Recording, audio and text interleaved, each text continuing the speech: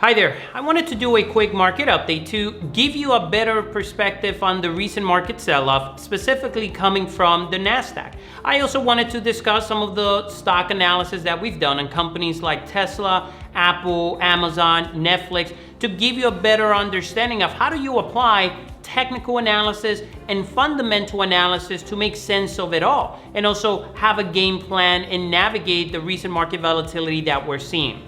So with that being said, let's focus our attention on our screen and let's apply technical analysis to see how much deeper this market correction can become. All right, folks, so what you're seeing on our screen right now is the Nasdaq. You can see in the last 3 days, the major decline that we've experienced. This is also followed with heavy volume. This is not regular average folks. This is not your traditional retail investor selling. This is institutional money, specifically coming from the mutual fund, hedge fund, and also ETF that compound on the way down once the algorithms are turned on and put the market or other portfolio managers' positions in selling mode. That's basically what you're seeing right here. But one important point to point out is trend lines. If we were to draw trend lines on the Nasdaq from the beginning of the bull market, which started in March, okay, you can see that it's basically following this lower uptrend channel, and also we can draw an uptrend channel up here. And you can see that the Nasdaq was basically respecting or trading within this range, and now we've broke it. What happens when the Nasdaq breaks its uptrend trajectory? Well, let's look at some history. If history is any indication of what may happen, and we can use hindsight 2020 as a case study to give us guidance moving forward, well, look what happened earlier this year during COVID, okay? Major market sell-off. If we move back a little bit more in 2019, see right here, once we broke this move, the market continued lower and then it rebounded and basically traded sideways for a couple of months.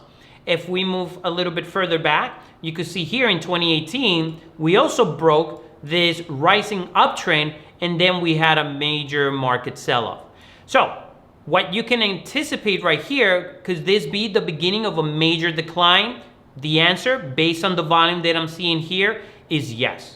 But nothing is absolute. Nothing is always 100% when you're dealing with the markets. So where can this correction head to, or what would be a support point for this correction? So one thing that I like to use is Fibonacci retracement.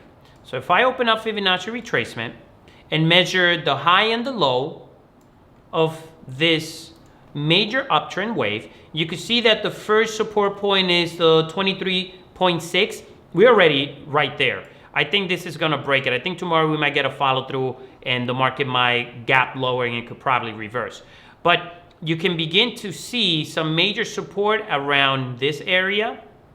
This is the 38.2 and also at the 50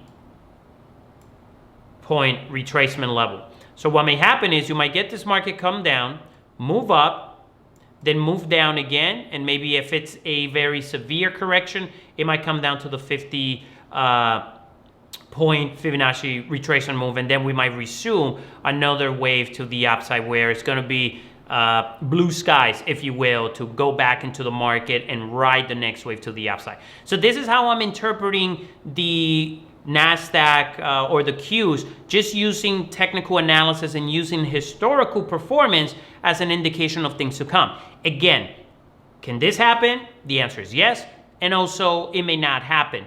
You have to do your own homework. You have to come up with your own opinion. This is just my own analysis and my own opinion. Can we go much deeper into what I just drawn right here? Absolutely. I can also look at moving averages. I could look at the 50-day moving average line to see where it is relative to the current price and maybe use the 50-day moving average line as a support point. But I'm not doing that. I'm just focusing simply on Fibonacci retracement, price action, and good old-fashioned support and resistance right here and right here. This would be my ideal point if the market comes down here and gives me an opportunity to buy the leading stocks that led the market higher. So this is my take on the Nasdaq. So pay close attention to it. Don't take my perspective or my opinion, this analysis, as an absolute. Do your own homework. See what potential retracements move you come up with after doing your own analysis, okay? Now, another thing that I'll point out is looking at the actual stocks that we've been doing our analysis on and uploading it here on our YouTube channel. The first one that I'll talk about would be Apple. Apple, when they broke out to new all-time highs after they reported their earnings, they had great earnings. I came out here and I did a video issuing a caution or giving our members, our audience, a warning signal that just because Apple hit an all-time high on better than expected earnings doesn't mean that it's a good stock to buy longer term. Now, the stock continued moving higher, but from a fundamental perspective, our valuation suggested that the stock was already overvalued. So from a discipline perspective, we would not be buying the stock at these levels right here. So now you're seeing this pullback. Is this the beginning of another major pullback where it might take the stock back down to maybe 100 or below 100? That's a possibility. Let's look at a bigger time frame. Let's look at the weekly. Notice that, actually, let's go to the monthly. Notice that after every major move, the stock is followed with a severe correction. Did it back here. You even had some over here. And now it's the beginning of perhaps another major move to the downside. Now, how deep will this correction be? Well, I may use moving averages, the 50 or the 200-day moving averages as support. I may also look at Fibonacci retracement. So just to keep it simple, let's use Fibonacci retracement. We're going to measure the low point right here, which was in March, and the high point. Where can this stock potentially go? If I use the 50 and the 38.2 retracement level, right here, this zone. So it can be between 105 and 95, this area. Let's zoom back into the daily. Okay, let's remove this. And it would be here, this range. It will essentially close this gap. It will come right back down to this area, right where before they reported earnings, and then we had this nice move to the upside. That's where the stock can potentially come. Now, here's another insight. As I've been doing a little bit more due diligence and research on Apple, and our students in our analyst program have been illustrating, beyond 2021, next year, their revenue growth is going to decline. It's going to be low single digits, between 1% and 3%.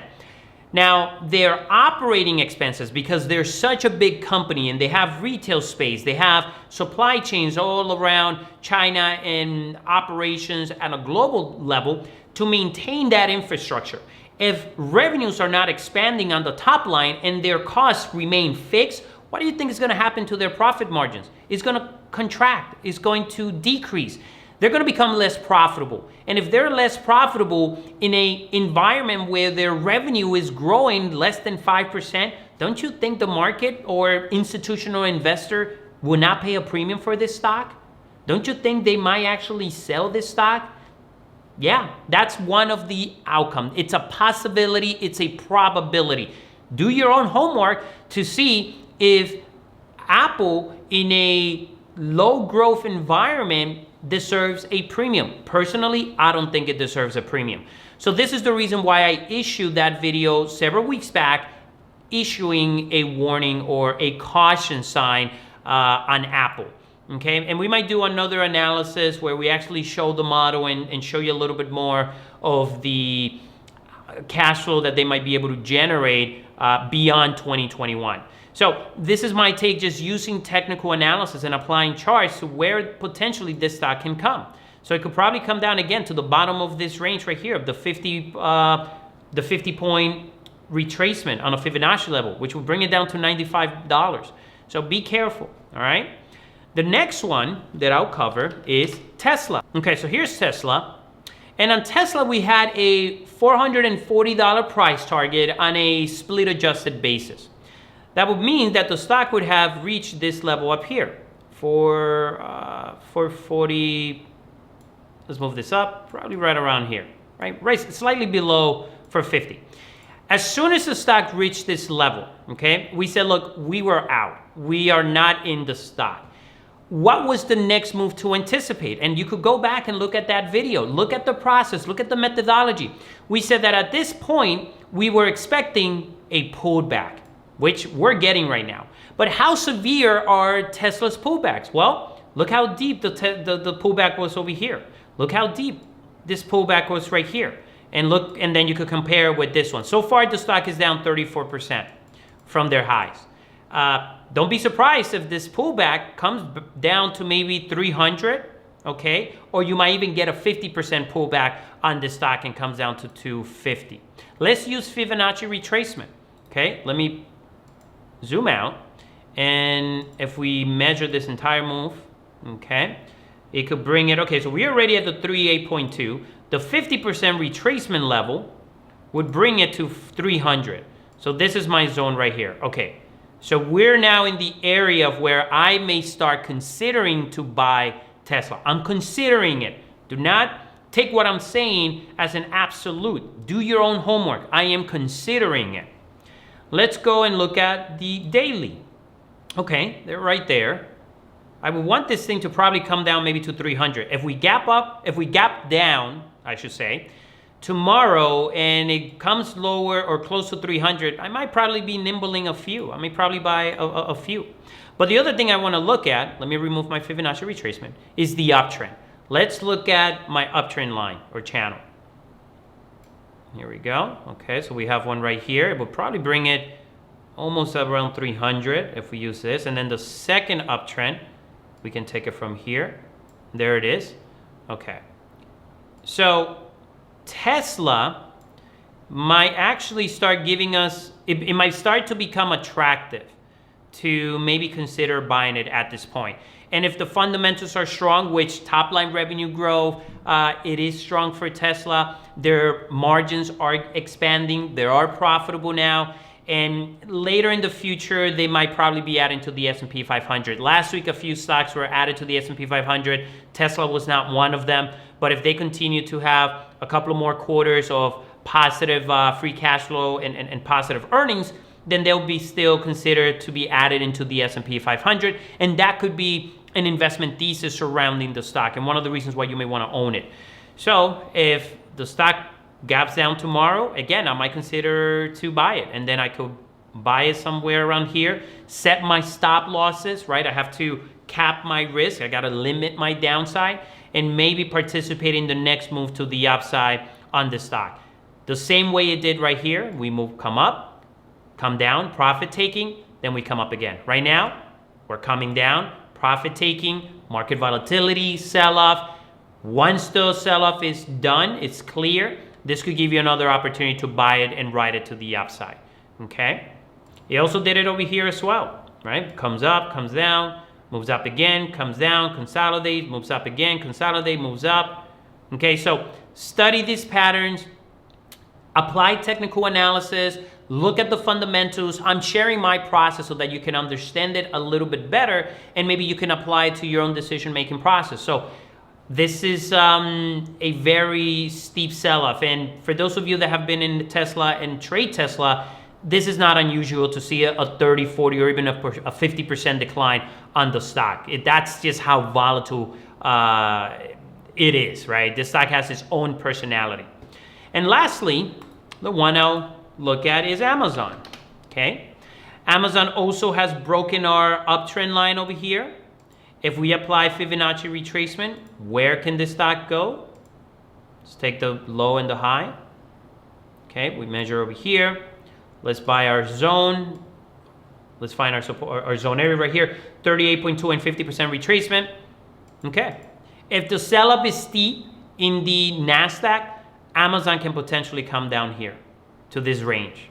And this is between 2,800 and 2,600.